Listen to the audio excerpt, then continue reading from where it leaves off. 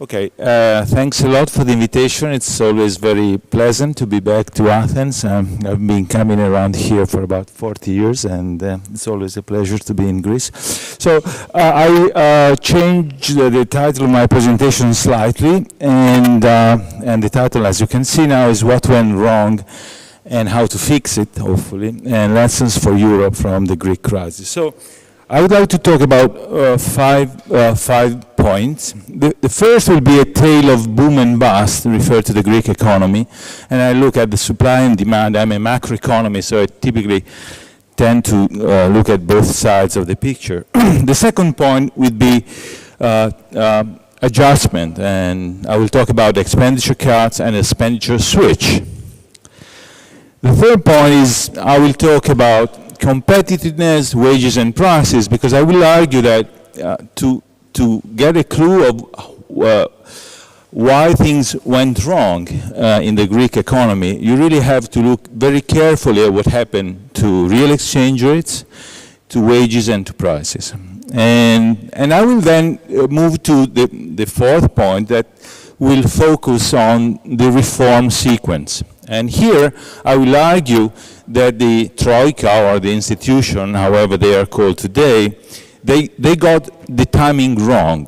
Okay, so I will point to the Troika as one of the reasons why the situation has deteriorated to the point where it is now. Okay, and from this I will try to get some lessons for Europe and its involvement in policy making. Okay, so let me start with the first point. The first point is a bubble economy. You know, when I look at Greece, and in particular GDP, that strikes me as a bubble. Okay, what is a bubble? A bubble is a sudden change in asset prices, typically, which is not related to economic fundamentals.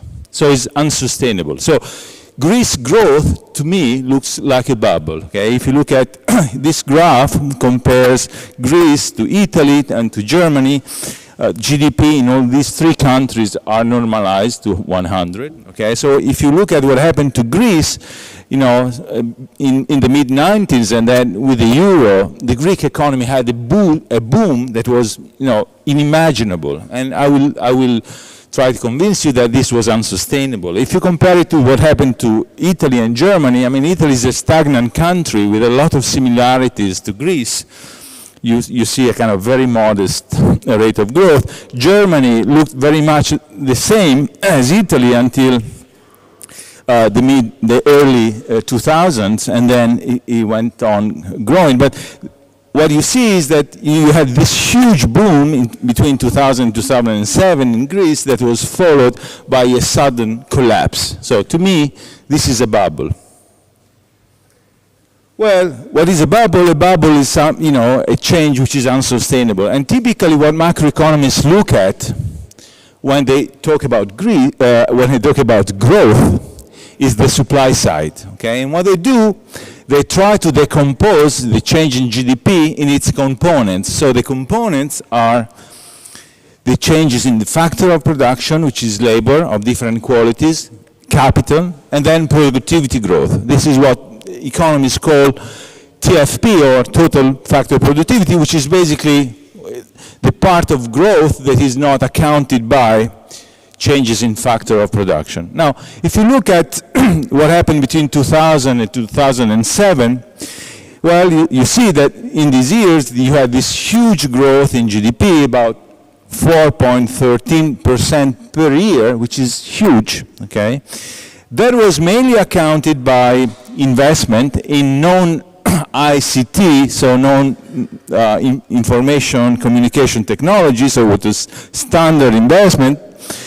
Very little, but either factor of production, and in particular in this period, very little was accounted for by productivity. So productivity was flat. Okay? What happened later on is that you had a huge decrease in growth, minus 4.45 per year in this period. That was accounted mainly by labor shedding. Okay? So the point is that the big growth in Greece was not led by productivity. And that's a problem, because typically when economists look at the sources of growth, they tend to think that if growth is driven by accumulation of factor of production, that is not sustainable, because factor of accumulation typically are decreasing over time, at least if you believe in traditional growth theory. So growth was not driven by factor productivity. In fact, if you plot total factor productivity and you compare it with other countries here, Italy and Germany, what you see is that as a result of this productivity flatness, relative to Germany, in the run-up to the crisis, total factor productivity in Greece for something like 23%, okay? And, that's huge, even larger than what happened in my own countries, where total factor productivity relative to Germany fell by about 1/5.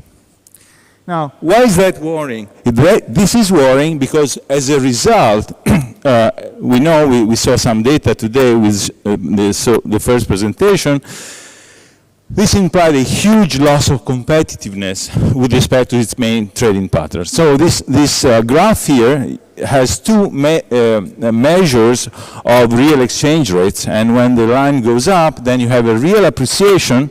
That means that, and when the lines go down, you have a real depreciation. So the blue line is based on unit labor cost, and what we see is that it's starting from 100 in 2000.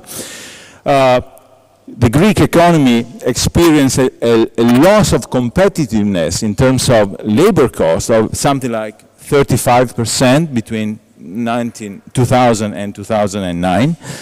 And then it went through a huge and massive depreciation in terms of unit labor cost. Okay, that was, we saw that today. One thing that is going to play a crucial role in my presentation would be the different behavior of the competitiveness measure based on unit labor cost, and that based on prices. Because you see that if you compare the two lines, you have a depreciation, a real appreciation with a red line going up, but not as much. And in particular, what happened in the crisis is that while you had this huge depreciation in terms of labor costs, you don't get the same in terms of prices. Okay, so that's going to be a very important point in the presentation. Right, now, the fact that productivity growth was flat is a problem, because we know from the evidence tell us that if you take a number of 160 countries in this sample, I ran a simple regression, and you put growth, cumulative TFP growth before the crisis on the x-axis, and you put what happened to GDP growth cumulatively after the crisis, and here a dot represents a country. Now, the fact that countries tend to align on a positively sloped line implies that, as one may have guessed, the countries which experienced faster growth after the crisis were exactly the same countries which had higher total factor productivity growth before the crisis. So in a sense, it's not a surprise that a country such as Greece did quite poorly after the crisis, even not considering all that happened to the demand side, but just looking at the supply side. It's not surprising that a country which had flat productivity growth up to 2007 and 8 did quite poorly after the crisis. But if you look at the position of Greece in this graph, it turns out to be down the line. So in a sense, Greece is an it doesn't fit the picture. Things were much worse than the average of other countries, and that has to do with what happened to the demand side. Now, let's have a look at the demand side. Now, here the story is well known. We had, in the boom period, we had a debt finance growth, okay? So if you look at measure of debt over GDP, deficit over GDP, and the current account, that they all exploded during the Euro years, and then they collapsed in the crisis. So in a sense, it was a really a boom that was financed by debt, and that when debt was unsustainable, that took together all consumption, investment, imports, and so on. So that we know. So in the boom, there was a debt finance consumption, that's I just said, and in the bust, there was a sudden stop. Typical of a kind of emerging markets situation in which at some times there is a capital reversal, and then the country collapses and has to generate a current account surplus to repay the debt. Something like that happened here. Now, when you have, here we go to the second point, and we're going to talk about policy. When you have a situation in which you have running massive current account deficits and the economy in a recession, then you need two things. You need to reduce absorption, and then you need an expenditure switch. You have to change relative prices so as to improve the trade balance. Now, what happened in Greece is that we got a huge and fraud-loaded reduction in absorption through a huge, massive fiscal consolidation, but basically we didn't get enough expenditure switch. And I will try to explain or give some reason, a story for that. In terms of the fiscal front-loaded adjustment, we know that it was really tough. This graph is borrowed from the IMF. It compares the change in the primary balance that occurred in Greece between 2009 and 2012 with those which happened in similar fiscal consolidation episodes, Italy in the 90s, Finland, Sweden, and so on. What we see is that there is no basically other experience in which such a tightening of the fiscal budget occurred in such a small lapse of time. So we got a huge fiscal consolidation that we needed. Okay.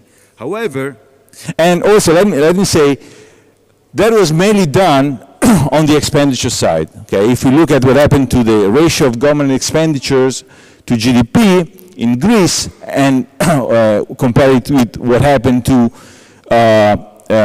tax revenues, then we see that the adjustment really fell on expenditures. And I added a little note, RIP for expansionary fiscal contraction, because as you know, there are economists from my country in particular that have been arguing for years that if you stabilize the budget through expenditure cuts, then that's maybe expansionary. Well, Greece is a good counterexample for that, okay?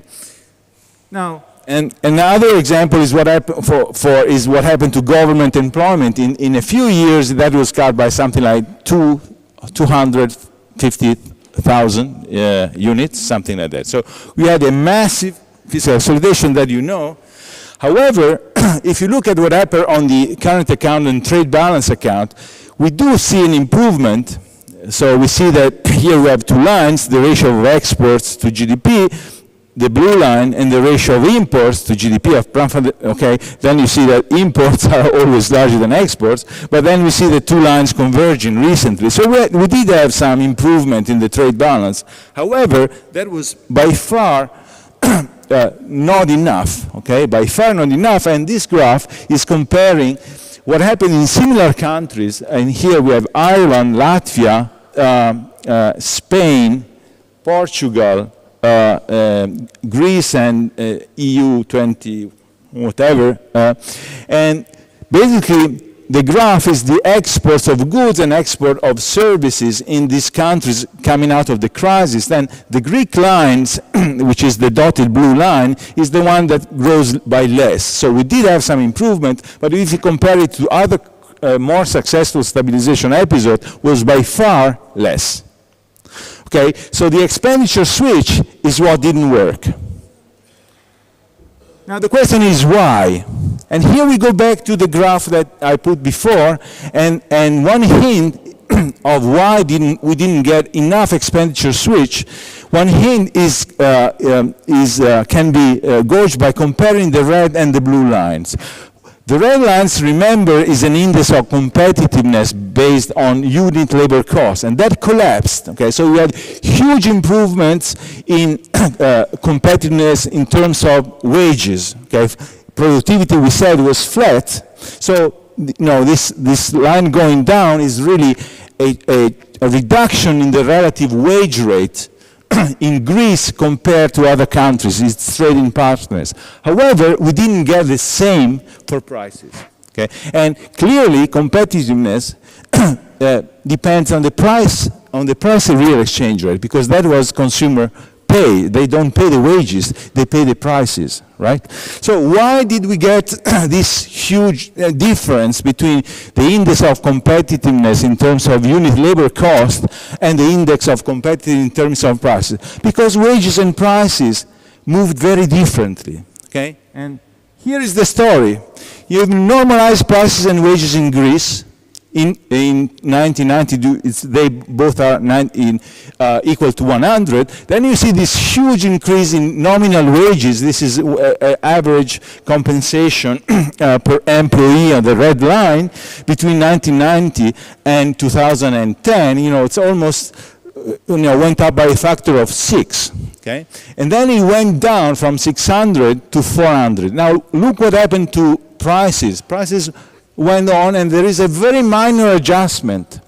So here you see that there was a huge fall in nominal wages, but that was not accompanied by a similar change in prices. And that explains the difference between real exchange rate based on unit labor cost and real exchange rate based on prices. So we had a huge adjustment in nominal wage, little on the good side, a huge fall in the real wage. Okay, this is the next thing that we got here, a massive reduction in the real wage. Now, why did we get this massive? Okay, well, let me postpone this question. Now, there are other reasons that we can discuss for why the trade balance didn't improve as much as it did in other similar countries. And here are some of these reasons. As in Italy, the Greece economy is made by very small firms, and that makes them very unlikely to access the capital markets during crisis. So there was a huge credit crunch, not only at the level of the government, but there was a huge credit crunch at the level of single firms. Bureaucracy, it's very hard to get export licenses. The composition of exports, very important. There are studies by the Bank of Greece, for example, that argue that exports in Greece are very price inelastic, okay? So they didn't improve when there was a depreciation, also in account of that. And third, if you look at the composition of export as destination countries, you see that the main trading partners of Greece are Turkey, Italy, Cyprus, Bulgaria. So those countries underwent a very large recession, so it's no surprise that didn't kind of, help Greece out of the recession. Now, here I will skip, given that it's a little bit, I will skip a couple of graphs. So, as I was saying before, what happened is here we have this huge fall in nominal wages, prices didn't adjust as much, there was a real a fall in real wages was dramatic, and as a consequence, all indicators you can think of in terms of inequality, poverty rates, Gini index of distribution, deteriorated, okay? Now, that was important, not only because of the sufferance that this country, endured, but also because it undermined support for reforms. Now, let me get to the final point of this presentation. So the question is, why did we get this massive change in wages and not in prices? Okay, and here, if you take the last report of the European Commission, Second Economic Adjustment Program for Greece, fourth review, then you will see, and if you read it, it's a larger report. Then this is what you get. They're very happy about the fiscal tightening. They said, we got a lot of success into bringing the primary balance in surplus. Okay, and we are very happy with the labor market reforms. In fact, we will discuss that this afternoon, the reform made in the Greek labor market were dramatic, okay, dramatic. What they say in terms of product market is not similar. They say, well, you know, we did something, there is still indicators have improved, but still, you know, Greece is much below, you know, the average performance of the comparison group. Okay? And then they say, well, other reforms are more or less under, you know, in the pipeline. So let me just give you, you probably know these things better than me, but let me just give you a kind of, you know, the headlines of the main labor market reforms that are discussed in this report. Huge changes in wage setting regulations, suspension and extension of occupational of sector collective agreements, suspension of the favorability clause, and so on and so on. So there is a huge list of all the improvements in different parts of the labor legislation, from wage setting to job protection. So there was a sharp cut in hiring and firing cost, improvement in working time. And here is just a graph with that basically look at the number of acts that were passed in terms of labor market reforms, and the blue lines are those that liberalize the market, the red lines are those who reduce labor market flexibility. Well, Greece, which is where the arrow lies on, you know, did, you know, very well in all these settings. So whether you're talking about wage bargaining, whether you're talking about firing and hiring costs or legislation, then Greece did outperform any other countries. But if you compare that with what they say about product market, that's not at all the same picture, okay? Here you have this table borrowed again from this report, and I won't get into the details, but when you look at the progress that have been done in terms of product market regulations, state control, barriers to entrepreneurship, barriers to trade, and you know, energy, transport, and communication sector, what you see is basically there is improvement, but still not much. Okay, still Greece is among the kind of, you know, those countries which has still a lot to do in terms of product market regulation. So let's put the things together now. Okay, from the supply side, we see that there was very little in terms of total factor productivity that could justify the boom in the early 2000s, and then, you know, in some sense there was a demand-led boom and bust, and Greece was simply brought together. Greece was simply brought to where it was before the entry in the euro. There was nothing in the productivity growth that justified the huge increase in real incomes and real wages. That has to be clear. However, this adjustment was necessary and could have done in a much better way. And what did the Troika, and what the Troika got wrong was the sequence of reform.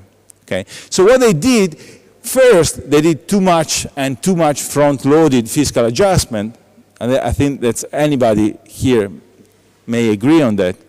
The second crucial thing is that they did focus on labor market reform and not on product market reform. Okay, and as a result, there was a massive fall in nominal wages and not a sufficient fall in prices.